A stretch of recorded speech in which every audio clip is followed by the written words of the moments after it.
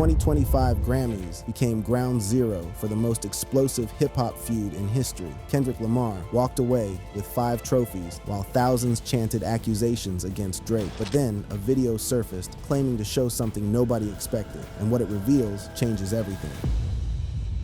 The night everything changed. The 67th Annual Grammy Awards on February 2nd, 2025, at Crypto.com Arena in Los Angeles became the most talked about ceremony in hip-hop history. This was not simply another awards show where artists collected trophies and gave polished speeches thanking their teams. This was the night Kendrick Lamar stood at the podium while the entire audience chanted accusations of criminal behavior against his rival Drake. Lamar walked into that arena with 7 nominations and walked out with 5 wins, all for Not Like Us, a track that accused his rival Drake of being a certified predator and a culture vulture who had been colonizing black music for over a decade. The crowd inside that arena knew every single word of that devastating song. When Lamar accepted his awards, thousands of voices joined together in unison, chanting lyrics that called Drake a certified file and referenced a minor, accusations so serious and so damaging that they would later become the subject of multiple lawsuits filed in federal court. The Recording Academy, sensing the legal storm that was brewing on the horizon,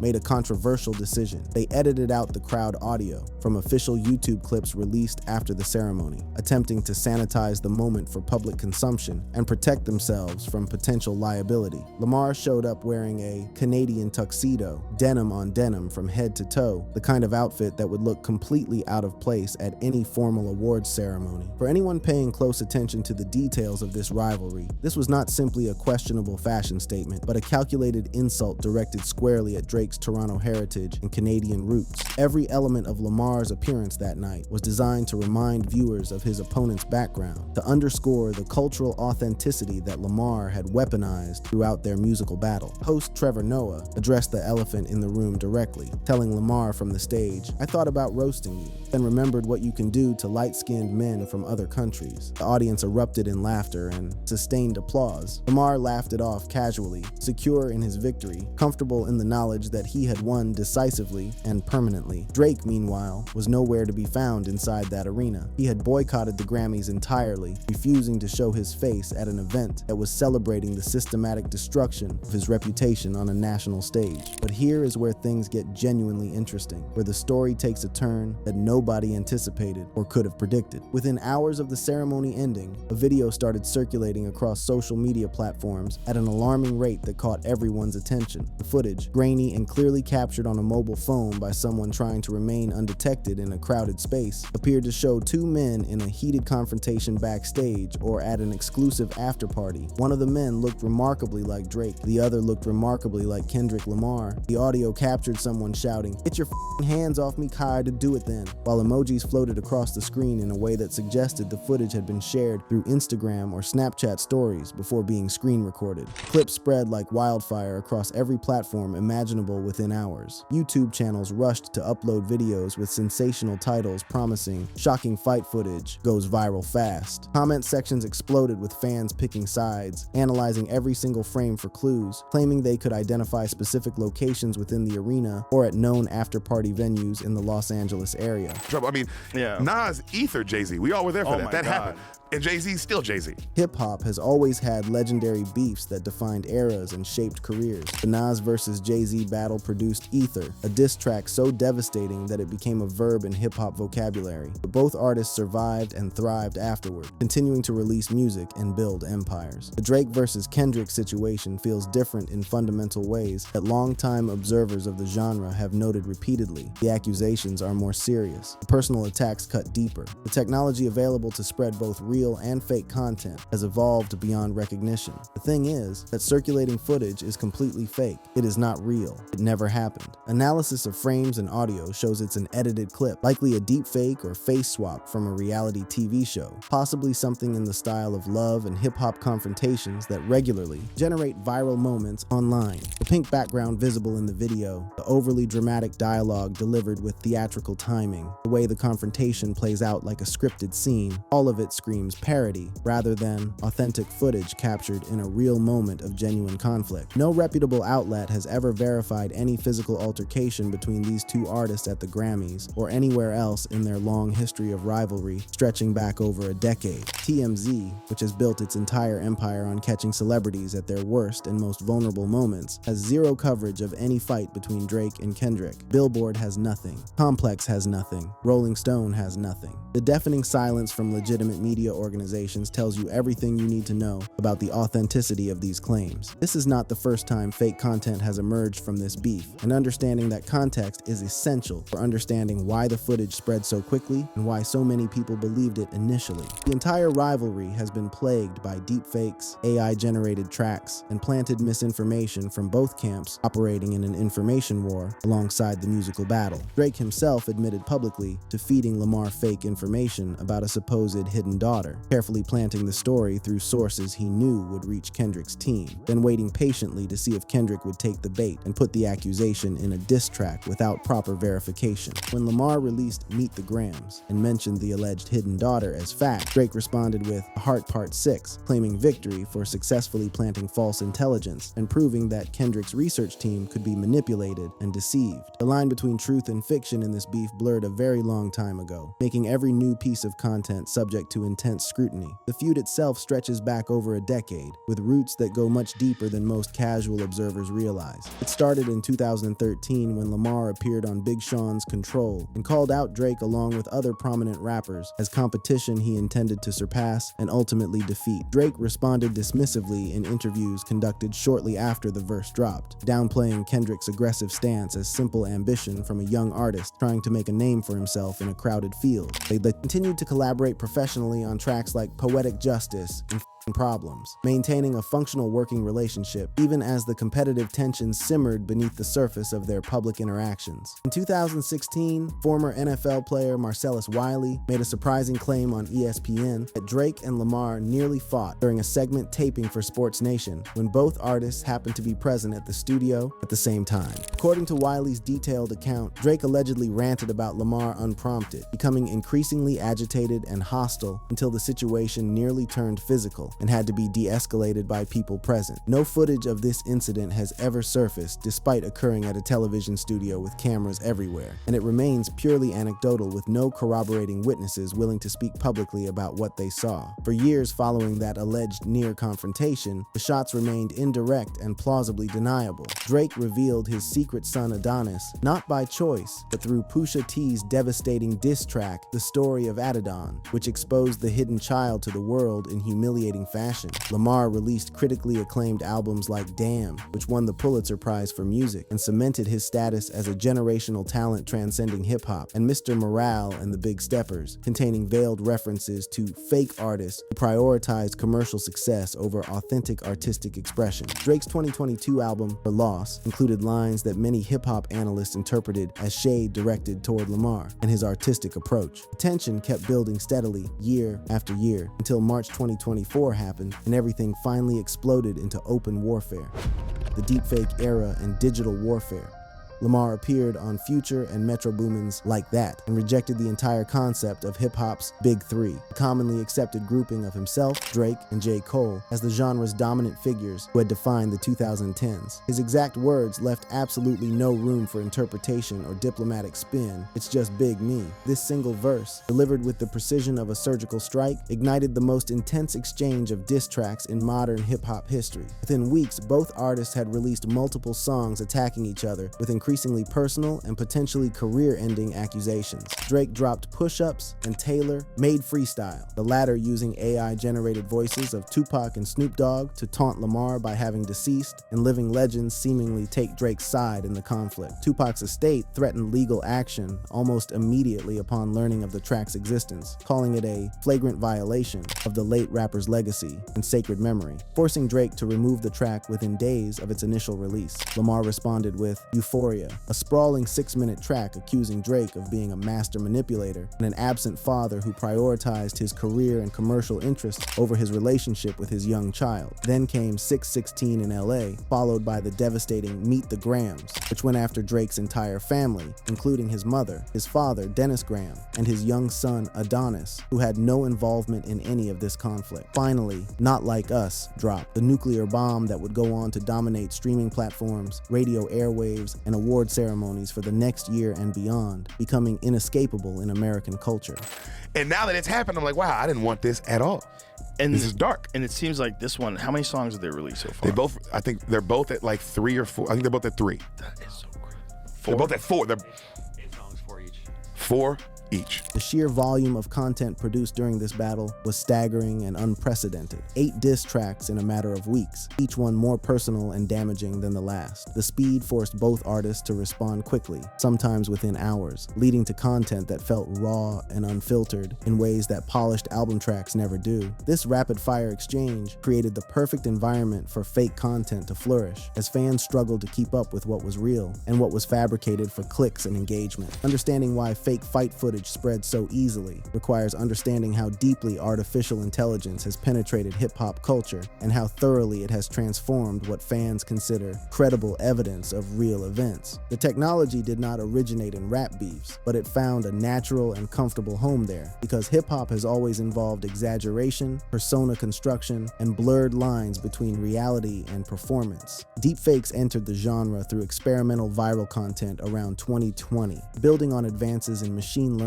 generative adversarial networks, and text-to-speech models like Google's Tacotron 2 that could mathematically capture speech patterns and reproduce them with startling and often disturbing accuracy. The first prominent hip-hop audio deepfakes emerged that year when YouTube's Voice Synthesis channel released clips featuring Jay-Z's AI-simulated voice, rapping Shakespeare's To Be or Not to Be, and Billy Joel's We Didn't Start the Fire with perfect timing and intonation. The clips went viral almost instantly, spreading across platforms within days. Roc Nation, Jay-Z's label, filed takedowns under the DMCA for unlawful impersonation, but the videos were eventually reinstated because vocal style itself is not copyrightable under current intellectual property law, a legal gray area that would prove enormously consequential for future conflicts. Kendrick Lamar himself used deepfake technology in his 2022 music video for The Heart Part 5, morphing his face seamlessly into black icons including Kanye West, Will Smith, O.J. Simpson, Nipsey Hussle, Kobe Bryant, and Jussie Smollett, while addressing cancel culture and the complex relationship between black celebrities and public judgment in America. This usage was viewed widely as artistic homage rather than exploitation, and introduced deepfakes to mainstream hip-hop audiences in a relatively controversy-free way that demonstrated the technology's creative potential when used thoughtfully.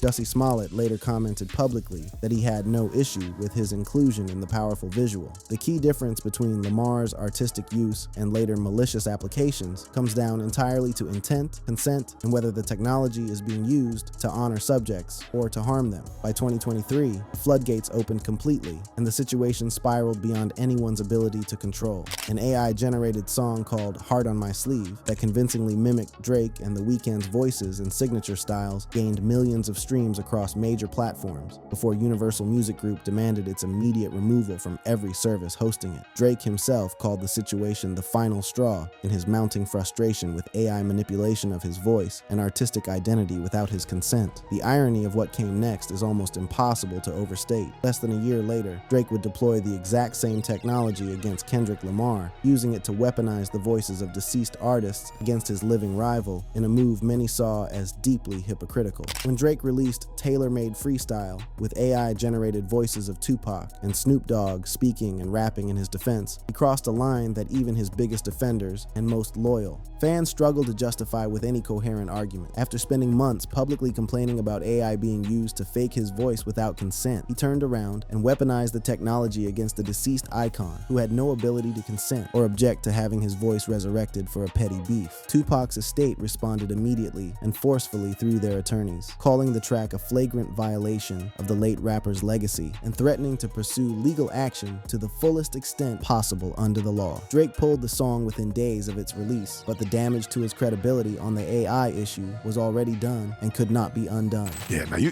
I do notice hanging out with you do like lyrics. You're a lyric, like whether it be rap or anything. Yeah. Like it's what the person's kind of talking about usually that gets you going. I just love clever lyrics, like I love a clever joke, you know? The beef spawned countless other fakes that confused fans and muddied the waters of what was actually happening in real time. A track called One Shot circulated widely online and was attributed to Lamar, but was eventually confirmed to be entirely AI generated with no involvement whatsoever from the artist or his team. Suspicions swirled constantly around other tracks, including Push-Ups, which was later confirmed real, and BBL Drizzy, an AI parody that became so unexpectedly popular that Metro Boomin, and eventually Drake himself, ended up sampling it in official releases. Another track called Wagwan Delilah raised immediate AI suspicions that were never definitively resolved one way or the other. The constant speculation about what was real and what was fake became part of the beef's fundamental texture and shaped how fans consumed every single piece of content released. This context explains perfectly why the hidden fight footage found such fertile ground and spread so rapidly despite having absolutely no credible sourcing or verification. Fans had already spent months dissecting tracks bar by bar to determine their authenticity. They had watched AI voices put words in dead rappers' mouths and seen those clips shared millions of times as if they were real. They had watched both camps openly admit to planting false information designed to manipulate their opponents into making public mistakes. The idea that real footage of a physical confrontation might exist somewhere and might be actively suppressed by powerful forces with interests in keeping it hidden felt entirely plausible within this ecosystem of manufactured reality where nothing could be taken at face value. The specific viral clip showing what appears to be Drake and Lamar arguing tells that market as definitively fake upon close examination by people with technical knowledge. Frame-by-frame analysis reveals inconsistencies in lighting and facial movements that would not exist in authentic footage captured spontaneously. The audio does not match the ambient sound you would expect from a Grammy after-party or backstage area where dozens of other people would be present making noise. The dramatic dialogue sounds scripted and theatrical rather than spontaneous and chaotic, the way real confrontations actually unfold when tensions boil over. Most tellingly of all, neither artist's team has ever acknowledged the footage in any way, and no eyewitness accounts from the heavily documented Grammy ceremony support any confrontation occurring at any point during the entire night.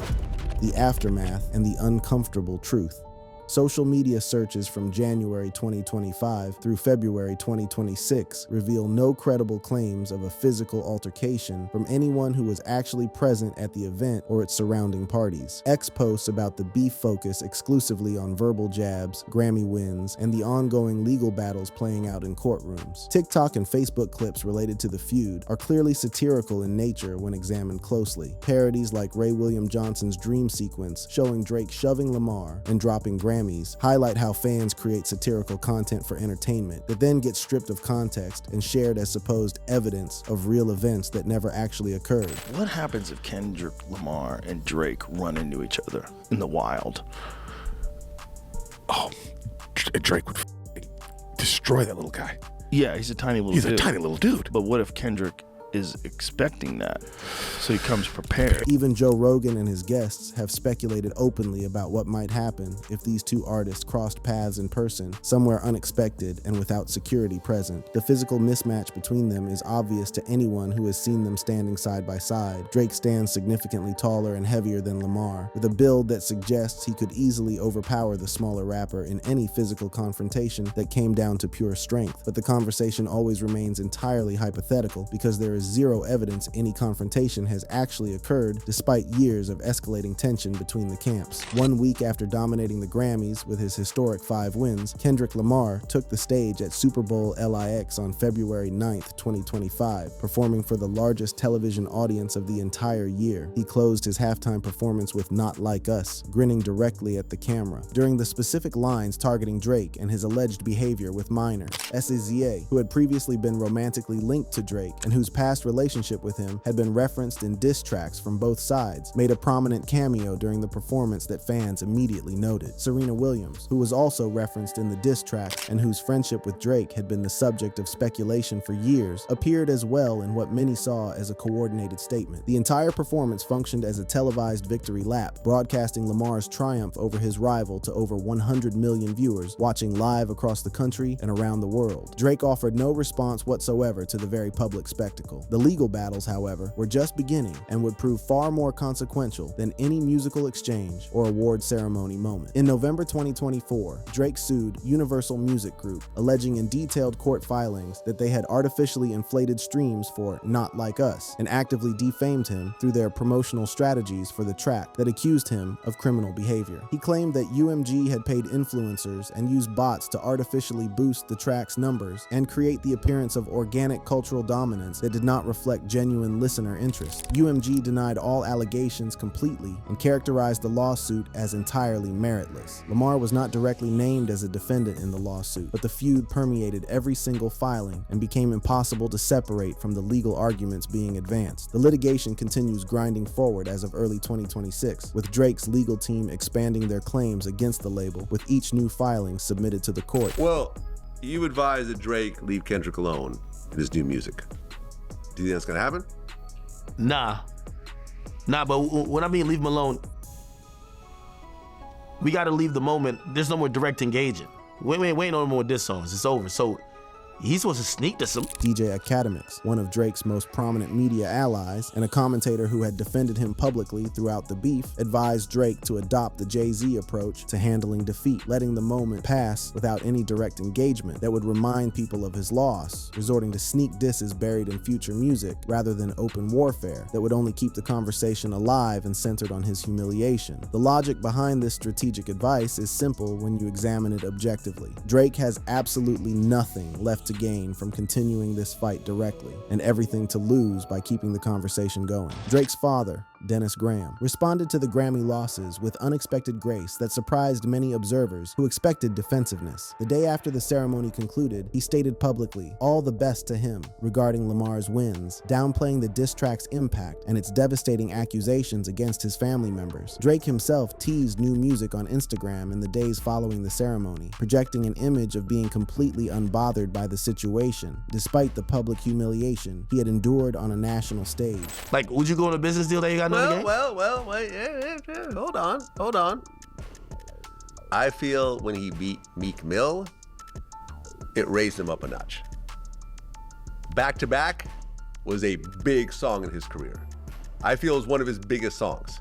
Right or wrong? The comparison to Drake's decisive victory over Meek Mill back in 2015 is instructive for understanding how fundamentally different this situation turned out, despite surface similarities. Back to Back became a legitimate hit that proved Drake could compete as a battle rapper against a street artist with genuine credibility and respect in hip-hop circles. That song has almost 500 million streams on Spotify and remains one of his most celebrated tracks nearly a decade after its release. But Not Like Us dwarfed those impressive numbers in every conceivable way, becoming the most streamed rap song on Spotify in a single day and achieving cultural penetration that Back to Back never approached or could have hoped to achieve even at its peak popularity. The circumstances are completely different. When Drake won against Meek Mill, he was the underdog commercial rapper who rose up and defeated a street artist on his own terms against expectations. Against Kendrick, Drake was the establishment figure who got toppled by someone widely considered the superior lyricist by critics and peers alike. Yeah, these they're talking about each other's kids.